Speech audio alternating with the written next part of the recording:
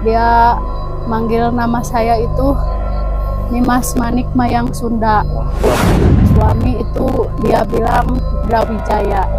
Saya di alam sadar kan saya udah menikah, bahkan nama saya kan Dede Eti, suami saya kan Imron gitu.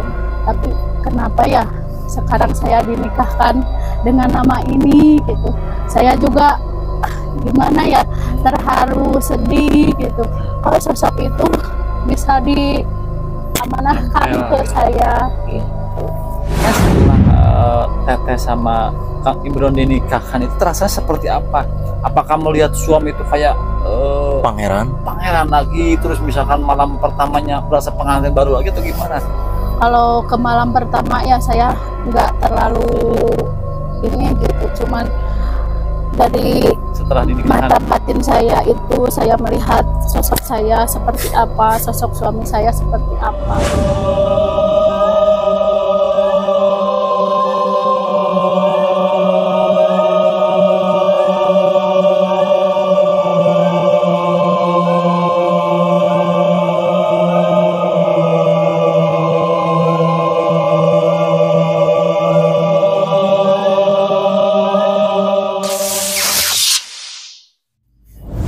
Oke, alhamdulillah teman-teman, kita sudah bertemu dengan Teh siapa Teh? Kalau boleh tahu? Dede. Teh Dede.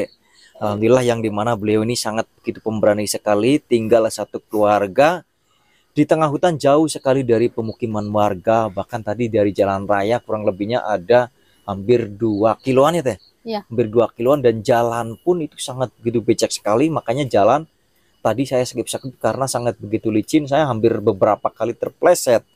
Makanya perjalanan agak kami potong-potong juga. Sebelum kita lanjut ke obrolan selanjutnya, Teh Dede kabarnya gimana sekarang? Alhamdulillah sehat, baik. Alhamdulillah.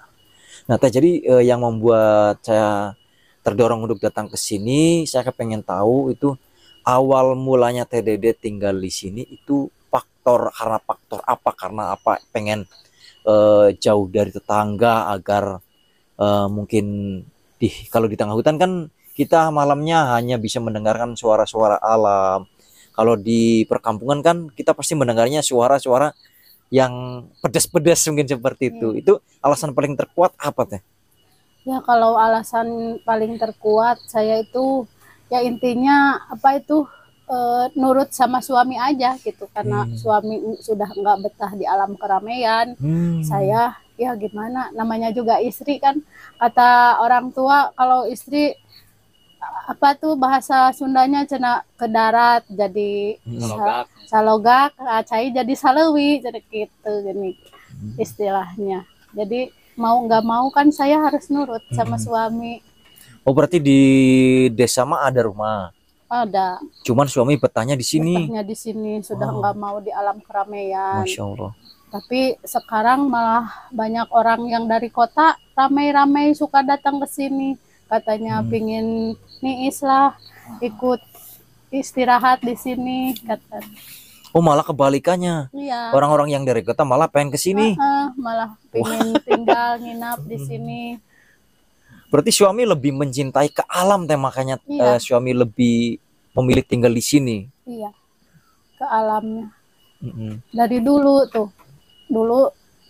Dari dulu dia udah suka bilang, saya ini cina sudah mau tinggal di hutan, sudah pingin nyaung-nyaung, kata dia. Masa anak-anak masih kecil kita tinggal di hutan belantara, tengah hutan, lampu nggak ada, kata saya. Tapi lama kelamaan ya saya juga nurut, betah di sini. Nah, untuk anak-anak tersendiri awal mula pindah ke sini gimana Teh itu? Nangis terus atau? Enggak sih, kalau nangis enggak, cuman dia agak berontak gitu, karena mungkin anak-anak masih suka di alam keramaian, suka nonton TV, suka apalagi sekarang kan dunia maya ya, mau pingin itu HP, internet, sedangkan kan di tengah hutan, lampu nggak ada. Tapi ini lampu ada dari mana Teh? Dari sana, sebelah sana. Oh, masang kabel. Wow, kabelnya panjang dong. Sana dari jalan aspal. yang di bawah di atas sana itu. Lumayan juga kabelnya berarti ke sini. Lumayan ya. Dulu mah berarti belum pakai lampu. Belum. Pakainya Pakai apa tuh? Kapas, pakai minyak goreng tuh. Karena minyak tanah udah nggak ada kan. pakai solar ya. Kalau di sana sampai 6 bulan saya nggak mampu bertahan pulang. Tapi suami tetap saja mau tinggal di hutan gitu. Saya mah kesana kemari aja kan. Kalau pagi ke sini, kalau sore pulang ke rumah. Tapi lama-kelamaan ya saya juga jenuh kan di jalan gitu. Kadang hujan, kadang gimana gitu. Namanya juga suami istri ya, kalau berjauhan tuh rasanya nggak enak. Apalagi musim hujan gitu Iya. ya. Makanya saya mengalah saja gitu. Itu berarti awal mula pindah ke sini anak udah ada berapa ya? Ada yang masih kecil itu ada 2. Kalau yang gede-gede kan udah pada kerja gitu. Berarti sekarang punya anak berapa? Yang sekarang yang ada tinggal di sini 3 orang tuh. Berarti 4. 4. Berarti yang lahiran di sini 1. Enggak ada yang lahiran di sini. Semuanya di sana di rumah lahiran mah. Oh, berarti hamil di sini, lahirannya di rumah. Enggak. Setelah melahirkan kita baru ke sini. Emang udah berapa tahun tinggal di sini? Hampir 8 kurang lebih. Wow, lumayan lama juga berarti ya. Hampir 8 tahun. Tinggal di tengah hutan. Nah, kalau untuk logistik itu gimana teh, untuk makan beras atau lauk pauk kan sayur mayur pastinya kan tidak mungkin setiap hari makannya hanya dengan nasi dan ikan asin. Pasti anak-anak pengen tempe, tahu. Apakah bikin sendiri tahu tempenya? Enggak, suka itu ke warung nyuruh anak-anak sambil pulang sekolah, jemput sekolah anak yang kecil gitu. Disuruh sambil ke warung gitu, sekalian ngantar sekolah, ngantar ngaji gitu, sekalian ke warung. Anaknya kecil berarti masih kelas 1 SD. Kelas 1 SD. Ya.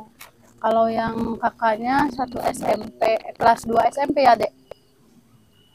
Itu sering melihat sesuatu nggak di sini teh, pengalaman-pengalaman yang tentunya misteri atau apa? Kalau kesini ya sering gitu. Tadinya cuma mendengar ya, karena mungkin kita di sini tinggal udah terlalu lama, jadi energi-energi itu seolah berdampingan sama sosok energi yang ada di tubuh kita itu.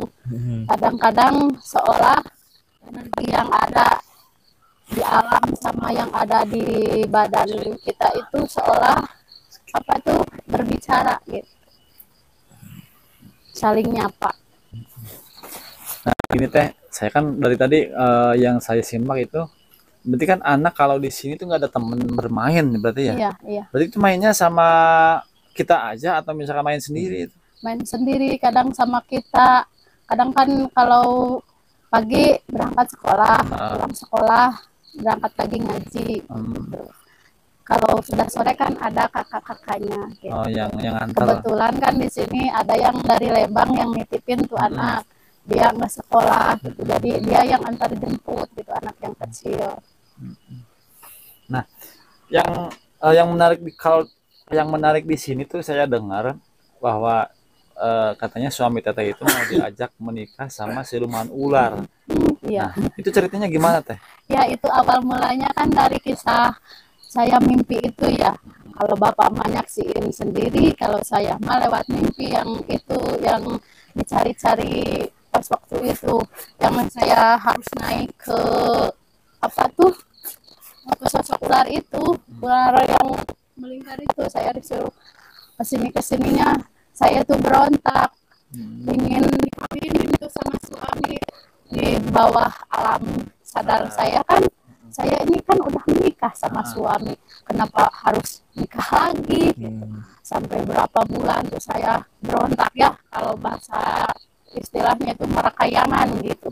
Sampai sosok itu selalu mendorong-dorong hawa nafsu saya gitu ya, kamu harus minta terus dikawin gitu. Sampai saya berontak berangkat ke rumah orang tua saya ya di Bahara gitu, sampai berontak. Saya ini kesini mau pinginnya dinikahin, kamu kan udah nikah, nggak tahu pokoknya saya ingin dinikahin lagi kata saya. Sampai saya terus hampir tiap hari nuntut ya pada suami.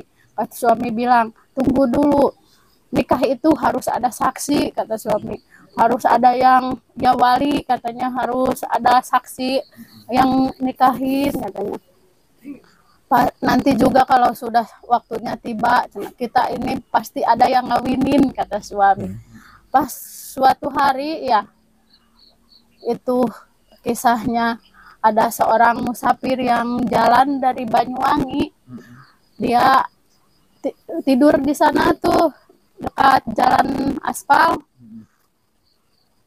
Pas itu adik mau ke sini, Kak, kepada suami itu ada orang di sana tidur, sampai mau kegeleng ke motor sama saya, sama suami dijemput ke sana.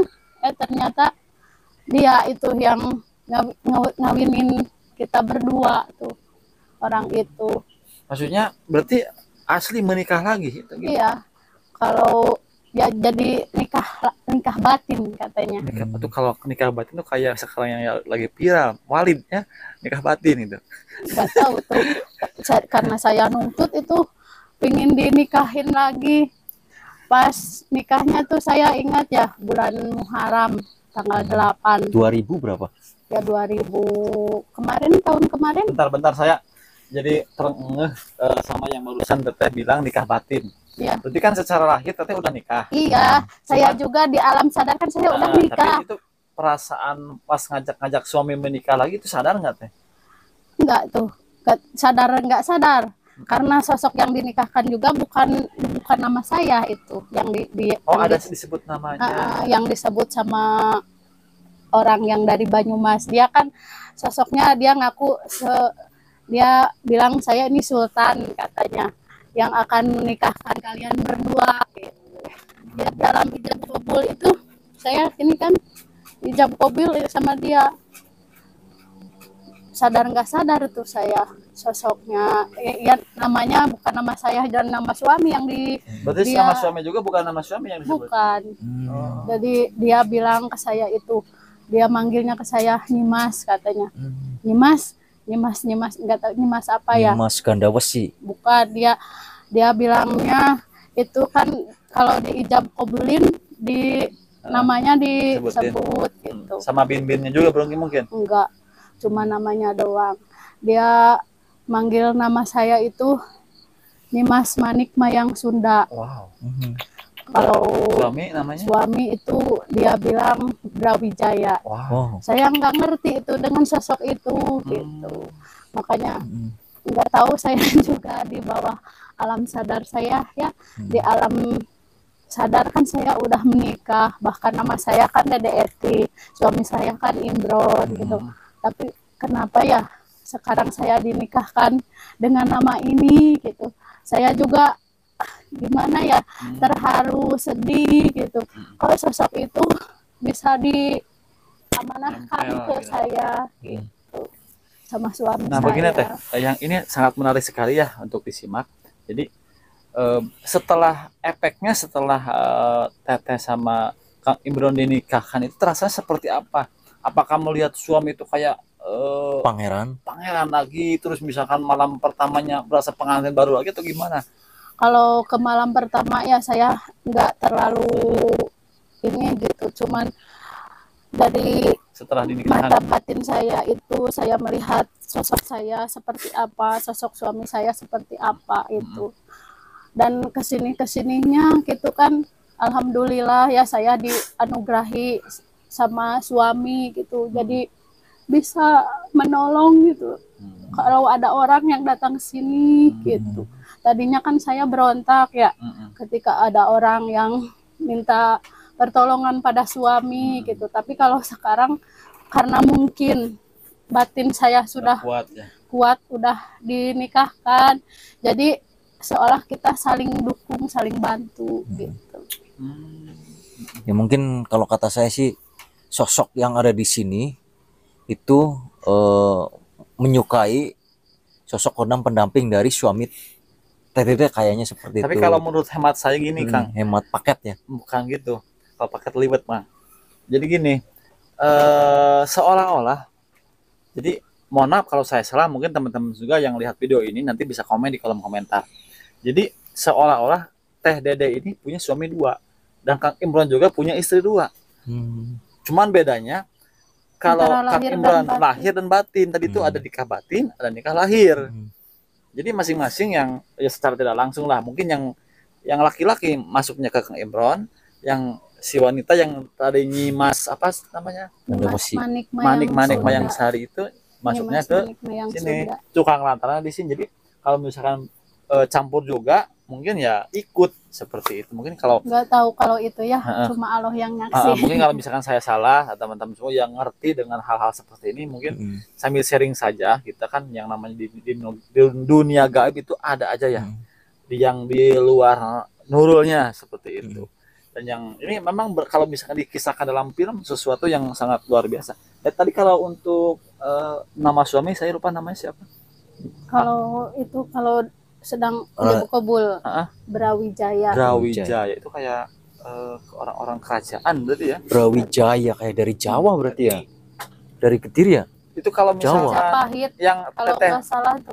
yang teteh lihat sosok seorang Brawijaya itu seperti apa? Bukan lihat suami ini di luar konteks, Ya, di luar ya. Kang Imron. Kalau yang kebayang oleh saya ya, karena dia itu sosoknya pakai mahkota, pakai keris di pinggang gitu.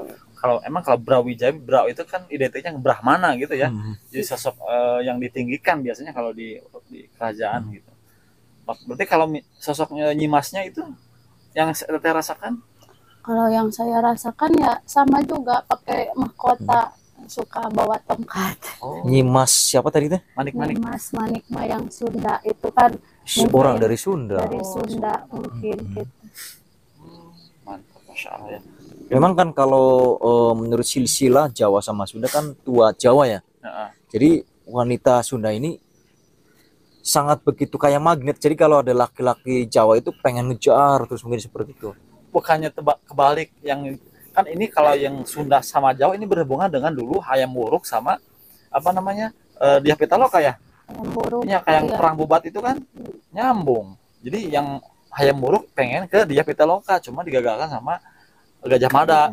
Yang saya tahu sih seperti itu. Yang Pitaloka orang yang mana? Orang mana itu? Sunda. Itu kan putri permaisuri Sunda ya. Pajajaran. Berarti ngejar ke sini. Tapi ini kan yang ngejarnya perempuan. Berarti Atel. Yang pengen dinikahin. Nah, mungkin seperti. Jadi kalau untuk sekarang setelah dinikah berarti aman-aman saja. Aman.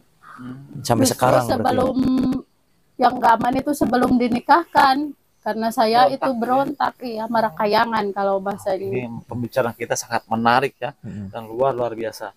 Dan pada saat itu anak-anak reaksinya gimana teh? Ya takut lah, apalagi anak yang kecil, karena kita dinikahkannya itu siang hari, bahkan di kebun juga banyak yang kerja, yang metikin itu apa cengkeh. Karena saksinya itu ada Ustadz dari Pager Ageng, ada si Mas Tarman dari Banyuwangi itu yang saksinya. Berarti ada mahar dong? Kalau mahar ini tandanya suami sama saya ini, kata dia ini jangan sampai dilepas, kata ini bisa dikasih sama anak, tapi kalau punya suami jangan sampai dikasih sama siapa-siapa. Ya, nggak tahu. Ciri berarti ya. Iya. Masya Allah, ini benar-benar ini pengalaman spiritual atau pengalaman gaib bisa campur dengan dunia yang ya secara sisi positifnya menyatu dengan alam, dengan penghuni yang ada di alam ini gitu. Perasaan, rasa dari namanya aja itu yang namanya Nyimas Sunda, berarti dari sini. Kalau Bra berarti dari Jawa dari ya. Jawa. Nah seperti itu. Ya itu terjadinya seperti itu berarti selama tinggal di sini. Iya, selama Tadinya dulunya waktu tinggal di perkampungan mah enggak seperti ini. Enggak ada. Saya juga enggak paham hal ginian apa itu. Ya, mungkin makhluk astral yang ada di sini mungkin Aji mumpung ada sepasang kekasih. Suami bang. Kekasih kan suami berarti ya? Enggak beda apa? Mumpung ada sepasang suami, saya manfaatkan untuk saya bisa menikah dengan seorang pangeran dari Jawa tadi, mungkin seperti itu. Soalnya kalau mungkin di alam sana nggak ada yang nikahin. Tuh seperti itu. Dan kebetulan ada musafir dari Banyuwangi. Tuh pas bisa seperti itu ya. Seperti kisah nyata yang memang sengaja dipertemukan gitu. Ujuk-ujuknya ketemu musafir tiduran tergeletak di jalan dan dibawa ke sini. Langsunglah bisa menikah seperti itu. Bahkan dia juga ngasih cendera mata tuh. Kan dia suka pakai cetok ya, karena dia udah 20 tahun melakukan perjalanan belum nikah. Saya bilang, Mas itu saya suka ininya. Kata dia, ini enggak dipinta juga saya cenah. Mau kasih di sini, tinggalin di sini. Boleh saya lihat, maksudnya dikasih cendera mata sama musafirnya? Iya. Berarti yang sebagai penghulu. Itu yang minta siapanya? Aku Oh berarti sosok dari, nggak tahu itu, nggak sosok. tiba-tiba tetenya minta. Sama Bisa lihat cendera mata seperti apa? Duduk kuy, atau gimana? caduk, kalau orang Sunda yang itu. bilangnya caduk. Oh ini. Iya, Oh ini. ini lah kalau di Jawanya namanya cotom. Khas musafir berarti seperti itu. Cotom. Dia bilang ini cina yang nemenin saya naik turun gunung. Saya nggak kasih sama siapa-siapa, tapi nggak tahu di sini saya mau tinggalin. Ini kata dia kulit asli, katanya saya belinya 500.000 kata dia. Ini kulit Ini asli. barang berharga ya. Maka tetapi mungkin beliau juga tahu, makanya langsung ngasih. Tapi saya tadinya kan butuh buat ngambil rumput. Biar nggak panas gitu ya. Wih, mantap tuh. Tapi sering dipakai teh. Nggak dibolehin sama suami.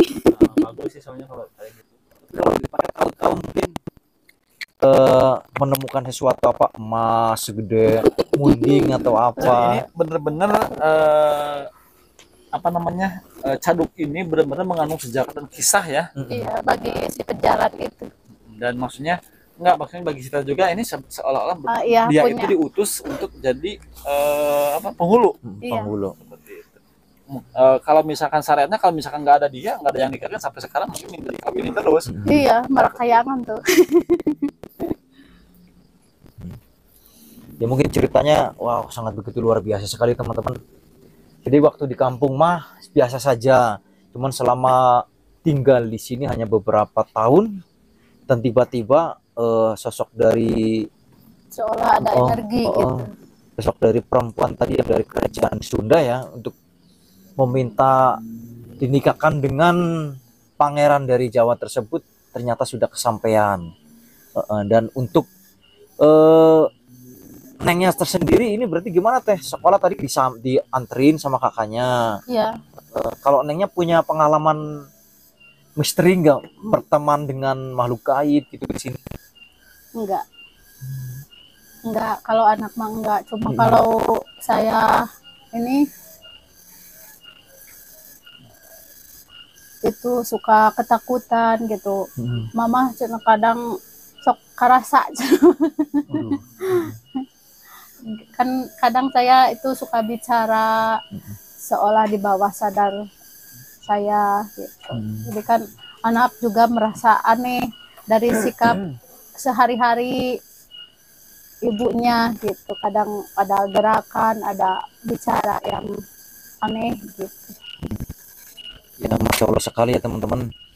Jadi ini bisa menjadi sebuah apa namanya, Pengalaman yang berharga lah gitu ya. pengalaman sangat berharga. Jadi bisa betul-betul menikah dengan menikah dengan batin berarti ya. Dengan batin tapi dengan sosok masing-masing, berarti putri ya, putri kerajaan dan pangeran dari kerajaan tersebut yang memasuki tubuh Teh Dede sama suaminya. Ya mungkin untuk teman-teman yang mempunyai indera keenam atau mata batin silakan bisa di komen di kolom komentar. Jadi sebetulnya sosok siapa? Apakah betul memang sosok dari kerajaan terdahulu pada zaman dahulu yang sebelumnya belum pernah menikah, tiba-tiba itu dengan terjadinya perang, mungkin perang sama kerajaan ya, dan beliau meninggal sehingga beliau hingga saat ini belum pernah menikah dan reinkarnasi dan tiba-tiba sekarang sudah menikah. Dan mungkin terima kasih Teh sudah meluangkan waktunya buat kami dan tentunya buat teman-teman yang lagi menonton video saya. Semoga Teteh selalu diberikan kesehatan beserta keluarga dan dilancarkan rezekinya. Amin. Tetap selalu dalam lindungan Allah Subhanahu wa taala. Amin, amin. Mungkin saya bersama teman-teman pamit undur diri. Assalamualaikum warahmatullahi wabarakatuh. Waalaikumsalam warahmatullahi wabarakatuh.